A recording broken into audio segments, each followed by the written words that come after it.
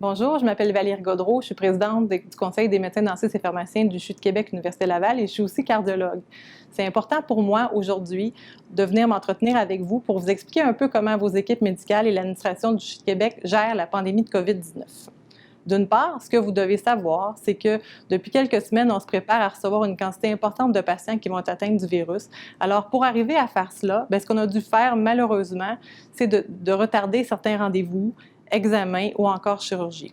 Soyez sans crainte, vos médecins ont été impliqués dans le choix de reporter votre rendez-vous et on demeure un hôpital, on offre des soins et les situations urgentes, les examens urgents vont être faits comme à l'habitude. Je tiens aussi à vous dire qu'on a dû être créatif pour trouver d'autres façons d'entrer en communication avec vous.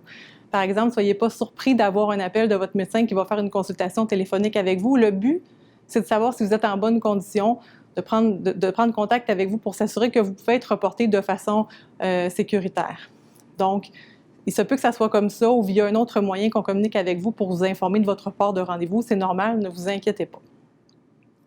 Je tiens aussi à vous dire que si jamais vous avez des changements au niveau de votre condition, vous avez des préoccupations, des questionnements sur votre ordre de priorité, on a mis sur pied pour vous une ligne téléphonique où vous allez pouvoir appeler. Par ailleurs, vous pouvez encore utiliser les méthodes de communication à laquelle vous êtes habitué, notamment via soit votre infirmière pivot ou encore votre clinique ou encore la secrétaire de votre médecin. En terminant, je tiens à dire que, en fait, toute l'équipe du CHU de Québec est derrière vous. On travaille très fort pour revenir à la normale. Et quand on va revenir à la normale, eh bien, vous allez avoir un appel, vous allez garder votre ordre de priorité, vous allez être opéré ou avoir votre examen ou encore votre rendez-vous dans les délais les plus brefs qu'on est capable de faire. Je vous demanderai aussi de suivre les recommandations des autorités, de vous laver les mains, de rester à la maison pour qu'ensemble, on puisse venir à bout de ce virus-là puis reprendre une vie normale.